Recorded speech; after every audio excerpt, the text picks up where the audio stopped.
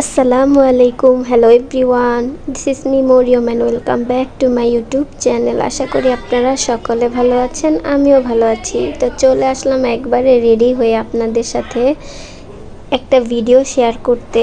তো দেখতেই পাচ্ছেন আমি এখন রাস্তায় আছি। দিনটি ছিল শুক্রবার। আমার নানি খুব অসুস্থ ছিল, যার কারণে আমার নানিকে হসপিটালে ভর্তি করা হয়েছে। আর ওইখানে যেহেতু মহিলা ওয়ার্ডে তাকে ভর্তি করা হয়েছে, তাই ওইখানে কোনো পুরুষ অ্যালাউ না, যার কারণে ওইখানে আমাকে থাকতে হবে। তাই এই রাস্তাটার মধ্যে গাড়ি পাচ্ছিলাম না, অনেকক্ষণ দাঁড়িয়ে থেকে প্রায় আধা ঘন্টা পরে গাড়িটা পেয়েছিলাম।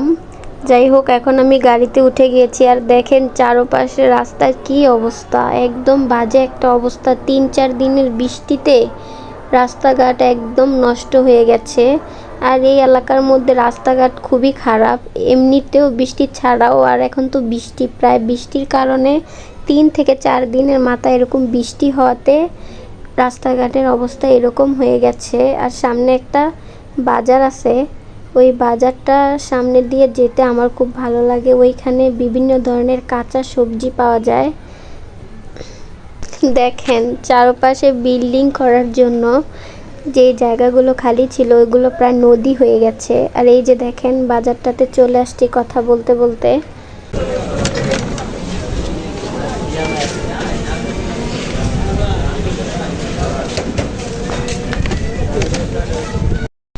তো গাইস, বাজার দেখাতে দেখাতে মেন রোডে চলে আসলাম।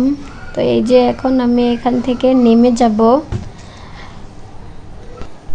গাইস, এই ব্রিজটা পার হতে আমার খুব কষ্ট হয়ে গিয়েছিল, কারণ ব্রিজটা ছিল অনেক বড় উঁচু। যাই হোক, এখন ব্রিজটা পার হয়ে আমি চলে যাব। আর এখন নিচের ফুটপাতগুলো উঠিয়ে দেওয়ার কারণে এই যে দেখতেই পাচ্ছেন ব্রিজের উপরে বিভিন্ন ধরনের জিনিস বিক্রি করছে। ফুটপাতের জিনিসগুলোই এখানে বিক্রি করছে। আমি যখনই এখান দিয়ে যাই তখনই যারা হেডফোন বিক্রি করে তাদেরকে বলতে শুনি যে আজকের জন্য 2টা হেডফোন 100 টাকা, আজকের জন্য 2টা হেডফোন 100 টাকা। আসলে আজকের জন্য বলতে ওরা প্রতিদিনই আজকে আজকে বলে। যাই হোক, এই যে দেখতেই পাচ্ছেন এখানে বিভিন্ন ধরনের জুয়েলারিও পাওয়া যায়। যা কথা বলতে বলতে চলে এসেছি।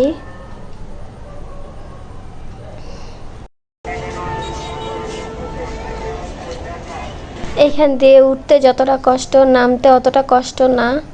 যাই হোক, এখন আমি নেমে একটা অটোতে উঠে যাব।